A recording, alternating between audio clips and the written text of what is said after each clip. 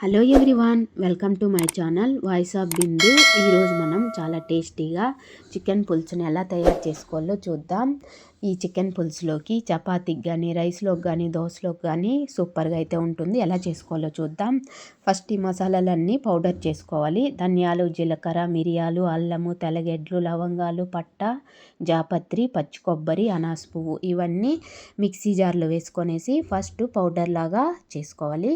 ఇలా పౌడర్ లాగా చేసుకున్న తర్వాత ఒక బిగ్ సైజు టమాటోని ఇలా పీసెస్ లాగా కట్ చేసుకొని వేసుకొని కొద్దిగా వాటర్ని యాడ్ చేసుకొని ఇలా పేస్ట్ లాగా చేసుకొని పక్కన పెట్టుకోవాలి. ఇప్పుడు 1/2 కిలో చికెన్లోకి 1/2 టేబుల్ స్పూన్ పసుపు, 1 టేబుల్ స్పూన్ కారము, 1 టేబుల్ స్పూన్ సాల్ట్ని కూడా యాడ్ చేసుకొనేసి ఇలా చికెన్లోకి అంతా బాగా మిక్స్ అయ్యేటట్టు ఇలా మిక్స్ చేసి మ్యాగ్నేట్ చేసుకొనేసి పక్కన పెట్టుకోవాలి.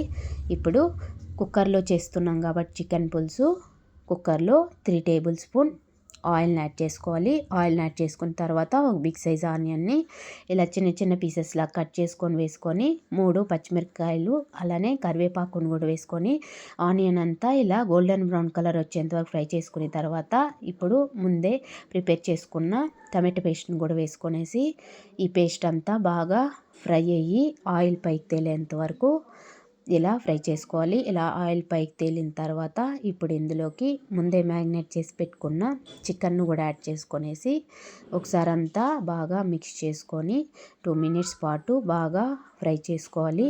ఈ చికెన్ కూడా బాగా ఫ్రై అయ్యి ఆయిల్ పైకి తేలేంత వరకు ఇలా ఫ్రై చేసుకోవాలి.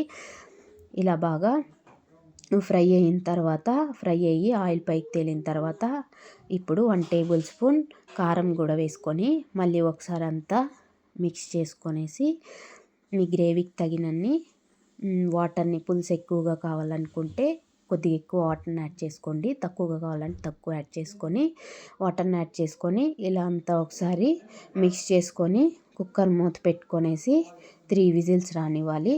ఇలా 3 విజిల్స్ రానిచ్చిన తర్వాత కొత్తిమీర వేసుకున్నామంటే టేస్టీగా చికెన్ పులుసు అయితే రెడీ అయిపోతుంది. ఒకసారి మీరు ఇలా ఒకసారి ట్రై చేయండి. మళ్ళీ మళ్ళీ చేసుకొని ఇలానే తింటారు, అంత టేస్టీగా ఉంటుంది. నా వీడియో నచ్చినట్టయితే లైక్ చేయండి, షేర్ చేయండి, సబ్స్క్రైబ్ చేసుకోండి. Thank you for watching.